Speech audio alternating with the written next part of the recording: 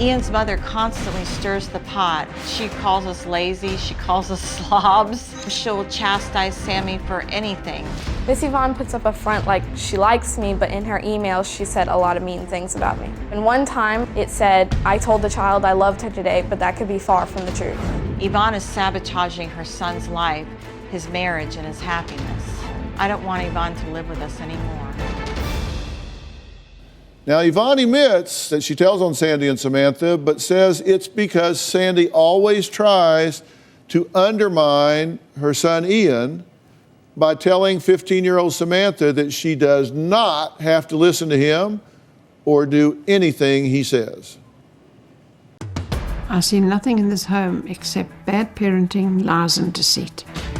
For 6 years, I've heard Sandi degrade my son. Iain's not a good Christian man.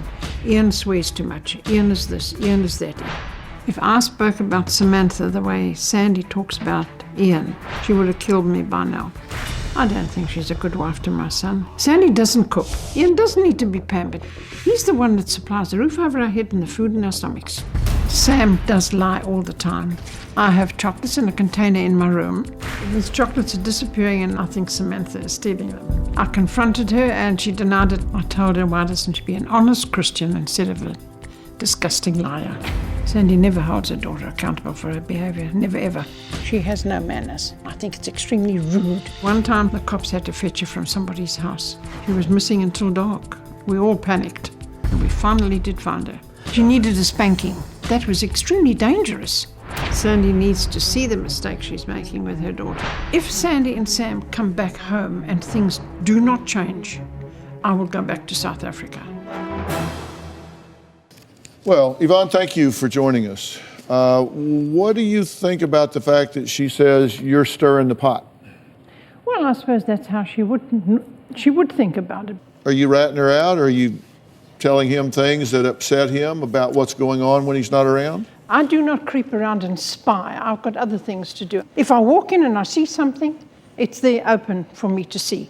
But I do not sneak around and listen at doors like somebody else I know. But anyway. Well, you said you caught Samantha on the iPad and said, why aren't you an honest Christian instead of being a disgusting liar?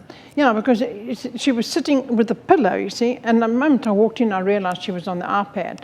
But now it must try and cover it up, you see. We must turn the pillow and get that guilty look. Well, why not just sit there with the iPad? Who cares? Well, she knew you were going to rat her out. No. Well, that's why she's hiding it. She came in, the guard came in. Yeah, the dragon. I'm getting the sense that she wants you out because she feels like you're his eyes and ears when he's gone, and that when he comes home, you pump him full of information. And if he asks, I don't go and say, Iain, now sit down, I'm going to tell you from day 1 to day 14. No, I've got other things to talk about. You seem like a really gracious lady. Did you pull a knife on her? Yeah, I know. Well, I thought about it afterwards. It's actually, well, I thought it was funny, but I suppose at the time it wasn't. Well, you had the funny. knife, so. I was cutting the dog's meat. It's really funny if you got the knife. I don't remember the trash can episode. I don't remember that. But there was words going on, and I was cutting the dog's meat, and Sandi appeared right here and screaming and shouting, and I sort of turned with a knife like that. And it wasn't the forehead, it was the cheek. And then I realized that this is a dangerous situation. It was the cheek? I thought it was the forehead, but no, it's coming back. The cheek, yeah. But well, if there's a shiv involved, I don't think it matters where you're putting it. She survived, I've survived, here we are.